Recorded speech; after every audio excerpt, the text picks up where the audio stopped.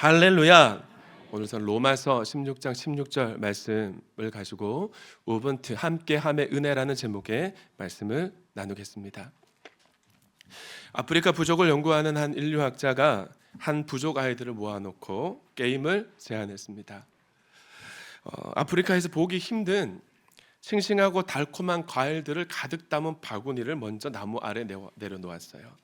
그리고 아이들에게 이야기합니다. 누구든지 가장 빨리 나무 아래 과일 바구니 앞에까지 달려간 사람에게 과일을 모두 다 주겠다. 그런 달리기 경주가 시작되었는데 놀라운 일이 벌어졌습니다. 우리나라 아이들 같으면 대부분의 아이들이 내가 먼저 달려가서 내가 다 차지하려고 애를 쓸 거 아니에요. 그런데 이 아프리카 아이들은 마치 약속이나 한 듯이 서로 손을 잡더니 손을 잡은 채로 함께 달리기 시작한 것입니다. 그리고 함께 과일 바구니 앞에 이르렀고 또 함께 모두 과일 바구니 앞에 둘러 앉아서 입안 가득 과일을 베어 물고는 키득거리며 깔깔거리면서 즐겁게 나누어 먹는 것입니다.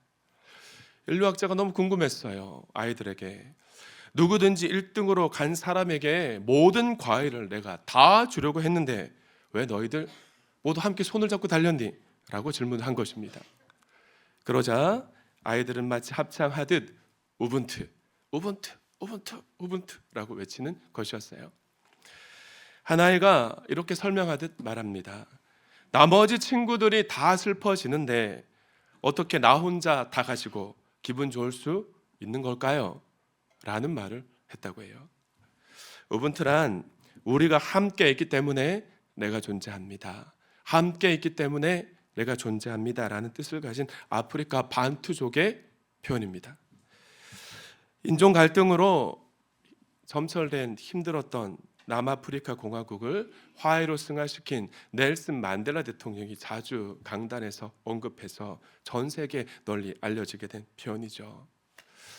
행복한 사람이 행복한 세상을 만든다는 우리 교회의 표처럼 한 사람이 자신의 행복을 내 안에만 가두어 두지 않고 하루 동안 나의 행복을 주변에 있는 사람들에게 나누면요, 그날 하루 최소 5명 이상 행복해진다는 그런 통계를 본 적이 있습니다. 함께 할 때 우리가 행복할 수 있는 거죠.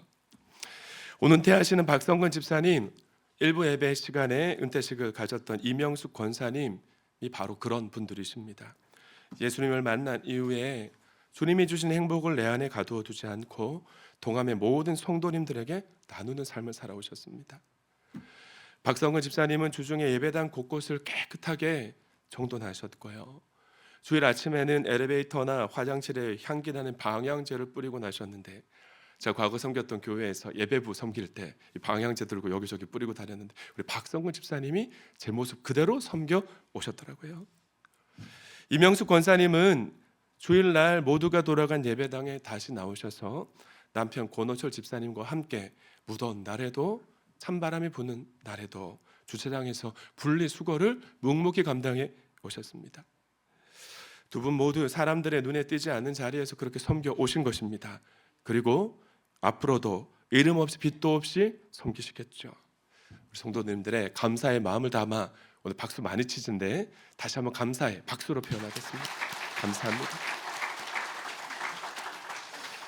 어제도 권사사역원에서 예배당을 내 집 청소하듯 제가 예배당에 올라갔는데 먼지 없이 이거 아무래도 권사님들이 청소하시나 보다 라는 마음 올라갔더니 역시나 우리 권사님들의 섬김이셨어요. 깨끗하게 섬겨주시는 모습을 보면서 늘 그렇지만 또 한 번 깊이 감사하는 마음과 존경의 마음이 들었던 것 같습니다. 사랑하는 도안가족 여러분, 신학교회로의 회복을 꿈꾸는 우리 교회 안에는 보이지 않는 곳에서 묵묵하게 섬기시는 분들이 참 많이 계십니다. 하나님 사랑, 교회 사랑으로 헌신하시는 여러분의 섬김이 헛되지 않고 천국의 새처럼 빛날 줄 믿습니다. 제가 한 분 한 분 격려하고 칭찬 드리지는 못했지만 이 자리를 빌어서 다시 한번 깊은 감사를 드립니다. 오늘은 직분자 임명주의를 맞아 로마서 16장을 참고하려고 하는데요.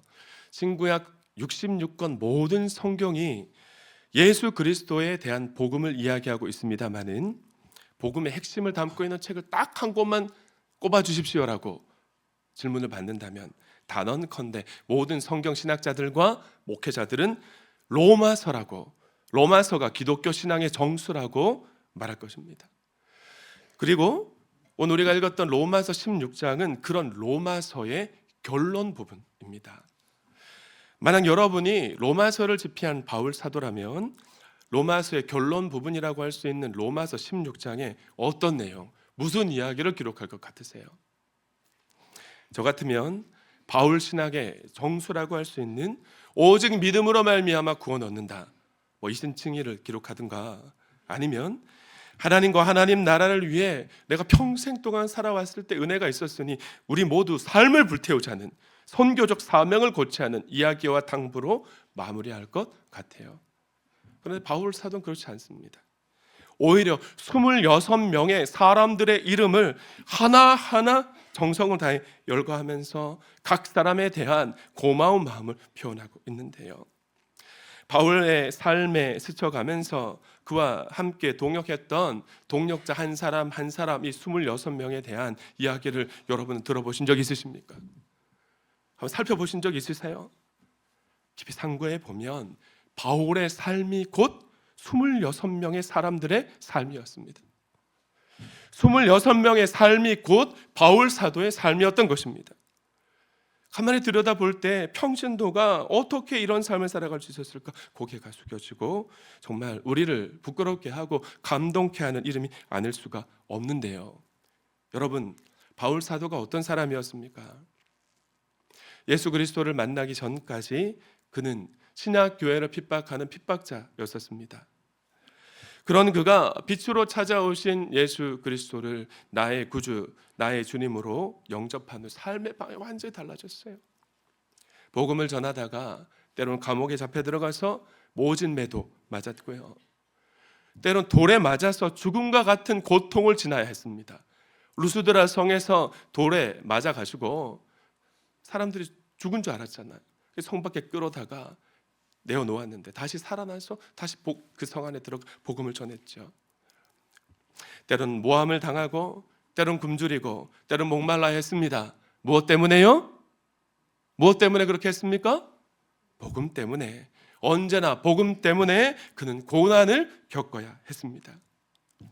오순절 성령님의 강림으로 신약교회가 세워집니다. 그러나 예수 그리스도의 인성과 예수 그리스도의 신성에 대한 교리가 아직 명확하게 규정되거나 정돈되진 않았었어요.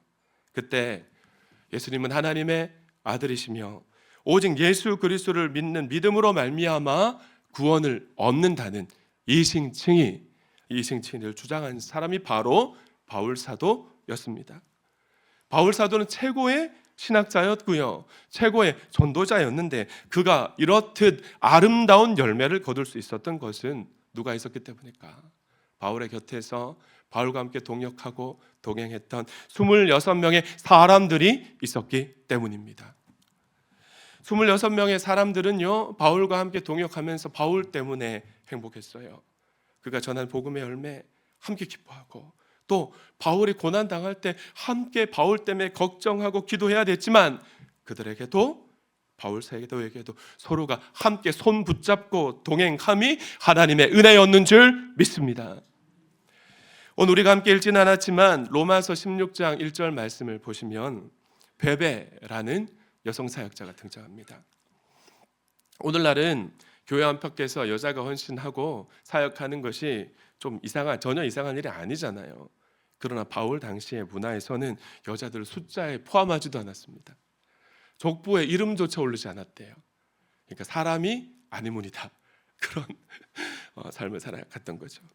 아버지가 딸이 어떤 남자와 결혼할지, 어떤 가정에 보낼지를 결정했고요, 결혼할 때 지참금을 받고 보냈기 때문에 여자아이는 그 가정의 재산과도 같은 존재였던 겁니다. 또 지참금을 지불하고 아내를 데려왔기 때문에 결혼한 후에는 남편에게 종속된 삶을 살아야 했는데, 우리나라 과거에 칠거지약이 있었잖아요. 근데 고대 사회 팔레스타인 지방에서 아내가 식사를 준비하다가 이 떡을 태우기만 해도 이혼 사유가 되었답니다. 와, 그러니까 여성에게 권리가 있었습니까? 없었습니까? 아무런 권리가 없었던 거죠. 그런 문화였지만 바울 사도는 베베라는 이름을 시작으로 여성 사역자들의 이름을 당당하게 로마서 16장에 기록하고 있는 것입니다. 이 복음이 들어가면 여성 차별, 인종 차별이 해결되는 것이 복음의 능력인 것이죠. 전승에 의하면 베베는 바울이 고린도에 머물 때 바울 사도를 만났다고 합니다. 바울이 전하는 복음을 듣고 우리가 그랬듯 예수님을 나의 구주 나의 주님으로 영접한 것입니다. 이후 그녀는 바울의 복음 전파 사역을 돕는 재정 사역 담당자로 살아가다가 마침내 바울 사도가 로마 교회를 향해 쓴 편지서인 로마서를 베베가 들고 로마 교회에 가서 직접 전달하는 중요한 역할까지 감당했습니다. 여러분, 고린도 교회가 훨씬 큰 교회입니다. 그런데도 바울 사도가 고린도 교회 성도들 가운데 한 사람에게 로마서 이 편지서를 로마 교회에 전달해 주십시오 그렇게 부탁하지 않고 그 옆에 있는 작은 겐그리아라는 교회의 여집사에게 부탁한 이유가 뭘까요? 왜 그랬을까요? 그만큼 신뢰할 수 있었기 때문입니다. 그 누구보다도 베베를 믿었기 때문입니다. 베베에 대한 바울 사도의 신뢰가 얼마나 컸는지 짐작할 수 있는 것이죠. 그리고 계속해서 3절부터 5절 말씀에는 브리스가와 아굴라 부부가 등장합니다. 성경신학자들은 이 부부가 원래 로마에 살고 있었는데 AD 49년경 글라우디오 황제가 내린 나사렛 칙령 때문에 로마에서 추방을 당한 거예요. 그렇게 추정합니다. 그리고 남쪽으로 감쪽으로 내려와서 고린도에 내려와 정착했고 고린도에서 바울 사도를 만난 것입니다. 바울이 전하는 복음을 듣고 회심한 두 사람의 이후의 삶이 너무나 감동이 됩니다. 언제가 기회가 되면 브리스가와 아굴라 부부의 삶에 대해서 한번 나누도록 하고요. 오늘 4절 말씀에서는 바울은 브리스가와 아굴라 부부를 이렇게 소개합니다. 내 목숨을 구할 수만 있다면 브리스가와 아굴라 부부는 생명조차 두려워하지 않았다. 그렇게 증언하고 있고요. 5절 말씀을 미루어 볼 때 두 사람은 바울 사도보다 먼저 로마에 가 있는 것입니다. 자신의 집을 오픈하곤 가정교회 목자 목녀로 헌신하고 있었던 것이죠. 바울 사도가 내가 앞으로 로마 선교를 할 텐데 당신들이 좀 먼저 가서 가정교회를 좀 개척하고 있으면 좋겠다. 그렇게 권면한 적이 없습니다. 스스로 장차 바울 선생님이 로마 선교를 하게 될 텐데 우리 부부가 먼저 로마에 가서 바울 선생님이 로마 선교를 할 수 있는 발판을 마련하자. 그런 귀한 마음을 가지고 로마로 먼저 이주를 해서 가정교회로 개척을 하고 바울이 사역할 수 있는 발판을 준비하고 있었던 것입니다. 얼마나 귀합니까? 이렇듯 바울 사도의 복음 사역을 도왔던 동력자들의 이름이 로마서 16장 1절부터 16절까지 이 26명이나 기록되어 있는 것이죠. 유대인은 당연히 있었고요. 이방인들의 이름도 있습니다. 자유인의 이름도 있지만 암블리아와 우르바노와 허메와 율리아와 같은 노예들의 이름도 언급되고 있고요. 헤롯의 손자이자 글라우디오 황제의 친구인 아리스토블로도 있습니다. 황제에게 영향력을 행사했을 만큼 재산을 크게 가지고 있었던 나기수의 이름도 언급되어 있고요. 예수님의 십자가를 지고 갔던 구레네 시몬의 아들 루포와 그의 어머니의 이름도 당당하게 이름을 올리고 있는 것입니다. 여러분, 남자들의 이름만 있나요? 아니죠. 앞서 말씀드린 바와 같이 당시 사회적으로 멸시와 천대를 받았던 여자들의 이름도 당당하게 기록되고 있는 것입니다. 제가 무슨 말씀을 드리고 있습니까? 어떻게 다양한 계층의 다양한 사람들이 세상의 가치관이나 세상이 정한 신분에 얽매이지 않고 하나의 공동체를 이루면서 하늘 가족으로 살아갈 수 있는지 여러분 너무나 놀랍지 않습니까? 그 이유가 뭘까요? 저를 따라합시다. 오직 그리스도 예수 안에 머물러 있었기 때문이다. 할렐루야. 그리스도 예수를 믿는 복음 안에 자신의 가치관이나 세상의 문화를 찍어내고 하나 되려고 조화됨을 이루려고 몸부림치는 삶을 살아갔던 것입니다. 바울 사도는 3절과 7절과 9절과 10절 말씀에서 자신의 동력자들이 오직 그리스도 예수 안에 있었노라. 그렇게 고백하고 있고요. 8절과 11절과 12절과 13절 말씀에서는 그들의 모든 수고와 섬김이 주님 안에서 그리스도 안에서 행한 일이라고 자랑하고 있는 것입니다. 그런 복음 안에 하나가 되었기 때문에 인종도 계층도 빈부도 모든 것들을 뛰어넘고 한 비전 안에 하늘 가족으로 살아갈 수가 있었던 것이죠. 그래서 최영기 목사님은 이렇게 목회자 세미나에서 말씀하십니다.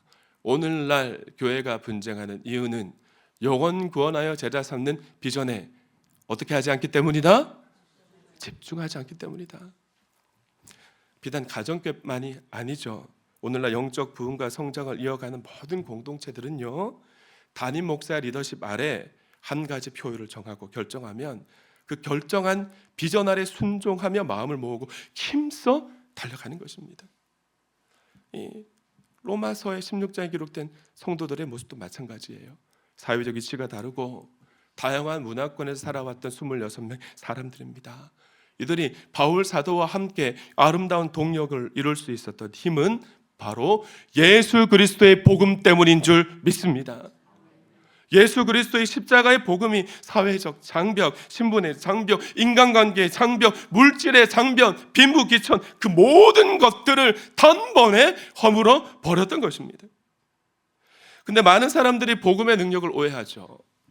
복음의 능력 그러면 예언을 하거나 병을 고치거나 뭐 특별한 무슨 그런 능력, 신비한 것들을 떠올리지만 여러분, 복음의 능력은요, 모든 담을 허물어서 하나가 되시 하는 것이 복음의 능력이고 이것이 복음의 비밀임을 믿으시기 바랍니다. 여러분 동암교회를 살아가십니까? 그 동암교회가 어떤 교회가 되길 원하세요? 하나님이 기뻐하는 그런 교회 되길 원하십니까? 여러분 정말 아멘이십니까? 그렇다면 가장 먼저 전제돼야 할 것이 무엇일까 생각해 보니 첫째, 그리스도 예수 안에 머물기를 기뻐하는 우리가 되어야 될 줄 믿습니다. 왜요? 우리가 저와 여러분이 바로 동암교회이기 때문에 그렇습니다. 요한복음 15장 5절에서 예수님은 이렇게 말씀하셨습니다. 함께 읽습니다. 시작.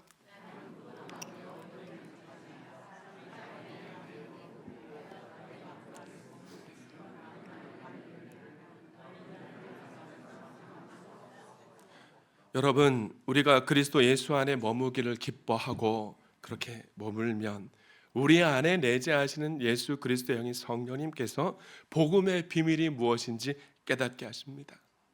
그러면 누구와도 동역할 수 있고 내 곁에 있는 동역자들을 귀하게 여기는 성령의 열매를 맺어 주십니다. 지금까지 제가 복음을 외치고 영혼 구원하고 전도 선교 뭐 그런 삶을 살아왔지만 정작 복음을 제대로 만나지 못했던 것 같아요. 또 함께 와서야 권사님, 집사님, 성도님들 한 분 한 분의 삶을 깊이 들여다보고 장로님들도 그러니까 너무너무 귀하고 존경의 마음들을 제가 품게 되어졌거든요. 가정교회 복음의 능력이 나타난 이유가 바로 이것입니다. 휴스턴 서울교회라는 미국 침례 교단에서 가정교회가 시작되었지만 한국에 가정교회가 들어와서는 장로교, 합동, 통합, 고신, 합신교단에 속한 보수교단, 장로교단이 가장 많이 가정교회를 하고 있거든요. 근데 특별히 우리 교회가 속한 판교 지역은요, 지역 목자님이 섬기시는 침례교단으로부터 감리교, 순복음, 고신, 합신, 예장, 합동교단에 속한 교회들이 영혼 구원하여 제자 삼는 비전으로 똘똘 뭉쳐서 한 마음으로 동력하고 있습니다. 뭐 신학, 뭐 중요하지 않아요. 지난 주간에 판교 지역 목회자들과 함께 섬겼던 가정교회 대만 목회자 세미나에서도 모든 교단에 속한 목회자 부부가 함께 참석했고요. 대만 땅에 하나님의 나라가 확장되는 그 비전 아래 기도하고 마음을 모으고 함께 매진했습니다. 대만 현지 목회자들도 대만의 모든 목회자들이 한 자리에 모여서 참석했습니다. 우리의 영혼 구원의 제자 삼는 비전 가슴에 품고 돌아갔습니다. 대만 땅에 하나님 나라를 회복하자고. 그런데 제 아내는 목회자들이 모이는 자리를 참 힘들어하는 사모였습니다. 가정교회를 만나기 전까지 여러 가지 핑계를 대면서 부부 동반으로 모이자 그러면 안 가면 안 돼. 나가면 안 될까 비워왔거든요. 그런데 가정교회 지역 모임은 부부 동반 모임이니까 이거 꼼짝할 수가 없는 거죠. 근데 이번 가정교회 대만 목회자 세미나를 섬기는 아내의 모습을 제가 멀리서 물끄러미 계속 바라봤습니다. 근데 활짝 웃고 있는 거예요. 어색하고 내가 연약한 게 많은데, 그래서 내 연약함이 드러날 것 같아서 가까이 다가가지 못했던 그런 목회자 부부들과 함께 마음을 나누고 이렇게 땀을 흘리고 협력하고 기도하고 한 비전으로 함께 달려가니까 서로가 하나가 되어지는 그 은혜, 복음의 능력을 경험하게 된 것입니다. 사랑하는 동암가족 여러분, 나를 사랑하사 나를 위해 몸버려 죽어주신 예수 그리스도를 진짜 만난 사람은요, 복음의 비밀을 깨달아지게 되는 것입니다. 내 곁에 있는 사람들이 소중하게 여겨집니다. 바울 사도의 동역자들은 이 복음의 비밀을 깨달은 겁니다. 그리고 언제나 예수 그리스도 안에 머물기를 기뻐한 것이에요. 그들의 사모함이 복음의 능력으로 나타나서 서로가 서로를 귀하게 여기는 하나님의 사람들로 살아가게 된 줄 믿습니다. 저는 오늘 2부 연합예배에 참석하신 모든 성도님들이 그리스도 예수 안에 거하길 기뻐하시는 그런 성도님들이 되셨으면 좋겠습니다. 그 예수 안에 거할 때 성령님이 복음의 비밀이 무엇인지 깨닫게 하셔서 우리 박성근 집사님 고백하셨던 것처럼 동암교회 아버님, 장로님, 권사님, 집사님 참 따뜻하고 귀하다. 이게 복음의 능력인 것입니다. 그렇게 복음의 능력을 평생의 삶에 경험하며 살아가시길 축원합니다. 축원합니다. 만약 동암교회가 하나님이 기뻐하시는 그런 교회가 되길 원하신다면, 둘째, 하나님의 시선으로 동역자를 바라봐야 됩니다. 바꿔 말하면 다른 사람의 단점보다 장점을 보라는 것입니다. 특별히 바울 사도는 로마서 16장에서 동역자들의 이름을 한 사람 한 사람 언급할 때 그들과 함께했던 아름다운 기억을 회상하면서 장점만 이야기하고 있습니다. 5절 말씀에서는 에베네도를 소개하면서 나의 사랑하는 자 에베네도, 아시아에서 맺은 첫 열매라고 표현하고 있고요. 6절 말씀에서 마리아를 수고를 많이 한 마리아, 7절 말씀에서는 안드로니고와 유니아를 가리켜 나와 함께 고난을 받은 자, 나보다 먼저 그리스도를 믿은 자라고 소개하고 있습니다.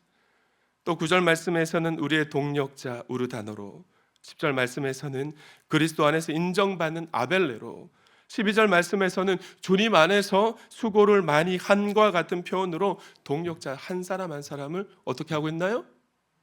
장점을 자랑하고 칭찬하고 격려하고 있는 것이죠. 내가 당신들과 함께 걸어왔던 지난 사역과 삶을 내가 얼마나 귀하게 여기고 있는지, 당신들이 하나님 앞에 얼마나 존귀한 자인지, 하나님이 어떻게 당신들을 바라보시는지를 감격에 찬 어조로 말하고 있는 겁니다. 그래서 이 로마서 16장에 담긴 의미를 부목사 사역할 때 몰랐습니다.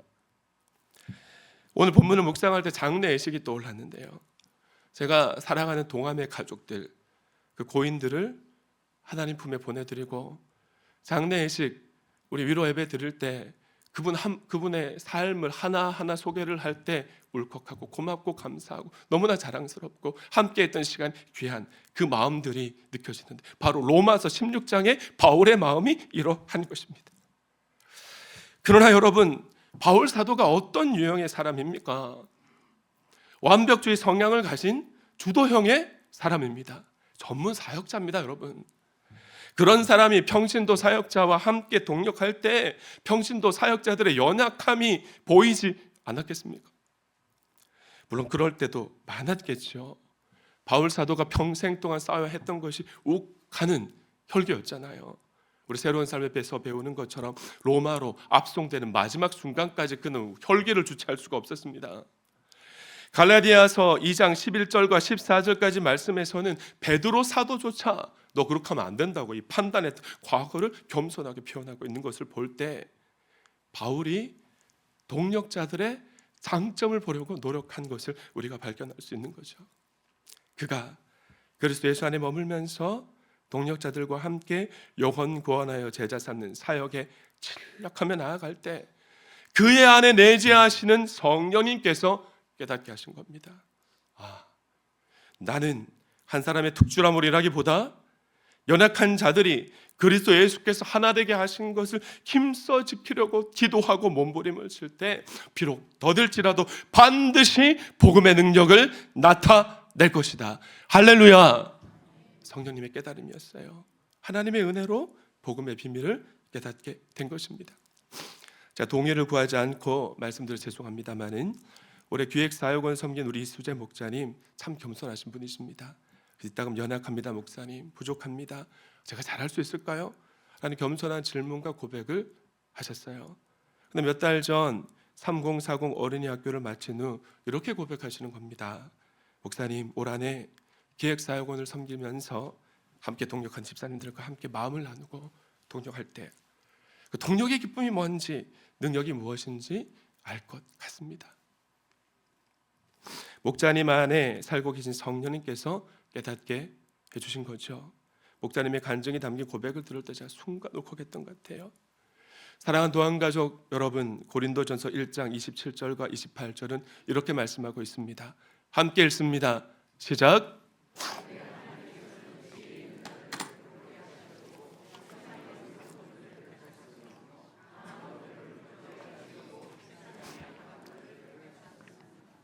하나님께서는 세상에서 비천한 것들과 멸시받는 것들을 택하셨으니 곧 잘났다고 하는 것들을 없애시려고 아무것도 아닌 것들을 택하셨습니다. 우리가 그 은혜를 받은 사람들입니다. 그럼에도 불구하고 우리는 너무나 연약해서 하나님의 일을 하면서도 하나님의 시선으로 동력자를 바라보지 못하고 인간적인 시선으로 바라보며 단점 이야기할 때가 얼마나 많습니까? 오늘 박성근 집사님 아까 얘기하실 때 이 얘기 하셨잖아요. 심지어 미워할 때도 있습니다. 그러나 기억하십시오. 우리가 믿는 하나님은 연약하고 부족하지만 자신의 약함과 부족함을 하나님 앞에 인정하면서 도움을 구하고 하나 되기에 힘쓰는 자들을 통해 당신의 역사를 이루어 가시는 분이신 줄 믿습니다. 그리고 하나님의 시선으로 내 곁에 있는 가족들과 동력자들을 바라보시면서 여러분 부디 오늘 바울처럼 한번 고백해 보시죠. 나의 소중한 아내, 나의 사랑하는 남편, 내 눈에 넣어도 아프지 않을 나의 사랑하는 아들, 딸, 그리스도 안에서 수고를 참 많이 해주시는 목자, 목녀님, 참 힘이 되어주는 아무개 목원님이라고요. 하나님의 시선으로 바라보지 못하는 우리의 연약함조차도, 그것조차도 우리의 연약함이잖아요. 그런 연약함이 하나님의 손에 붙잡히기 시작할 때 놀라운 기적이 일어날 줄 믿습니다. 끝으로 세 번째, 서로 알아가기 위해서 노력해야 됩니다. 로마서 16장 안에 무난하라라는 표현이 무려 5번이나 나옵니다. 비교적 빈번하게 등장하고 있는 거죠. 서로 무난하는 삶이 이 성도들의 삶의 일상이 되고 삶이 되길 바라는 바울 사도의 열망이 담겨 있는데요. 그런데 1세기 고대 사회에서 무난하다라는 단어의 용례를 한번 살펴보니까 이게 아무에게나 막 사용하지 않았더라고요. 동등한 입장, 동등한 위치, 나만큼 돈이 있고 나만큼 명예가 있는 사람들끼리만 서로 사용했던 단어가 무난하다였어요. 그러나 예수 그리스도의 복음을 아는 사람은 그 어떤 사람과도 서로 무난하게 될 것입니다. 아멘. 무난하라를 현대적으로 바꾼다면 서로 소통하라입니다. 오늘날 전통 교회는 어떤가요? 예배만 보고 집에 가잖아요. 그러니까 성도들끼리 잘 모르는 교회가 많습니다. 크고 작음의 문제가 아닌 것 같습니다. 그러나 이 세상의 교회와 목장만큼 아름답게 교제하고 마음을 나누면서 함께 동역할 곳이 여러분 있습니까? 마음을 나누고 나면 혹시라도 술자리에서 내가 괜한 얘기했나 보다, 술 기운에 그런 생각이 들어서 고민하다가 다시 카톡이나 전화를 걸어가지고 못 들은 걸로 해줘. 그런 게 우리의 삶이잖아요. 부디 주일 연합 예배가 마치면 곧바로 집에 돌아가지 마시고 지하 식당에 내려가셔서 함께 애찬하셨으면 좋겠습니다. 지난 주간 목장 모임으로 모인 목장 식구들은 같은 목장 식구들과만 매주 모임하지 마시고 식사하지 마시고 식판을 들고 거침없이 다른 목장 식구들에게도 좀 다가가세요. 그때 비로소 서로 소통하는 무난의 삶이 시작될 것입니다. 전 동암의 모든 교우들이 그리스도 예수를 믿는 신앙 안에서 서로 소통하고 넉넉하게 하나가 되어서 하늘 가족으로 살아갈 수 있기를 소망합니다. 여러분, 그럴 때 우리의 사역에 파괴력이 있고요, 그럴 때 비로소 우리의 삶이 행복해질 것입니다. 말씀을 맺습니다. 19세기가 낳은 최고의 화가 중 폴 세잔느라는 분이 계십니다. 이분은 후기 인상파 화가 1인자로 꼽히는 분이신데요, 그럼에도 불구하고 살아 생전에는 사람들에게 인정을 받지 못했어요. 별로. 그러니까 우울증에 시달리고 자기 결백증이 심했던 거죠. 그림이 원하는 대로 안 되면 화폭 자체를 가져다가 그냥 쓰레기통에 구겨놓는, 그러기가 일쑤였는데, 그런 세잔느의 아내는 남편이 홧김에 우울증에 버린 그림을 몰래 주워다가 그의 화실 한 켠에 갖다 놓는 겁니다. 그럼 세잔느는 자기가 버렸던 그림인 줄도 모르고 다시 그 그림에 매달려서 작품을 완성하곤 했다고 해요. 그래서 현재 세계 유명 미술관에 소장되어 있는 세잔느의 작품의 대부분이 그렇습니다. 그가 잘못 그렸다고 절망해서 쓰레기통에 갖다 버린 걸 아내가 몰래 다시 주워다가 갖다 놓고 그렇게 완성한 것이 대부분이라고 하죠. 세잔느의 불후의 명작들이 있기까지 남편의 절망과 투정을 이해한 지혜로운 아내, 인내하는 아내, 배후에서 뒷바라지 하는 아내의 역할이 있었던 것입니다. 여러분, 이것이 함께함의 은혜인 겁니다. 나 혼자 자수성가했다고 말하는 사람들 가운데 나 홀로 힘으로 그렇게 일을 이루어낸 사람이 아무도 없잖아요. 도와준 누군가가 있었습니다. 사랑하는 동암가족 여러분, 2024년에도 우리는 우리 주님 피로 값주고 사신 동암교회가 있었기 때문에 동암교회 안에서 건강하게 신앙생활을 할 수 있었습니다. 동의하십니까? 아직 23일이나 남았지만 2024년을 살아내시느라고 얼마나 수고 많으셨습니까? 그러나 오늘 내가 이 자리에서 하나님을 예배할 수 있는 것은 내 옆에 목자 목녀님들이 계셨고 목장 식구들과 함께 살았기 때문입니다. 제 곁엔 장로님들이 계셨고요, 여러분의 곁에 권사님들과 집사님들의 기도가 있었습니다. 누군가 여러분을 위해 기도했어요. 섬겨주셨습니다. 그 은혜 때문에 험한 세상을 버티고 견디면서 믿음으로 승리할 수 있었다는 사실을 믿으시기 바랍니다. 지금 여러분 옆자리에 계신 분은 하나님이 나와 나의 가정의 행복한 신앙생활을 위해 허락하신 동력자입니다. 사실 믿으시죠? 그렇다면 내가 할 수 있는 가장 아름다운 미소를 지으시면서 세 분 이상에게 이렇게 인사했으면 좋겠습니다. 당신과 함께함이 제게 가장 큰 축복입니다. 시작.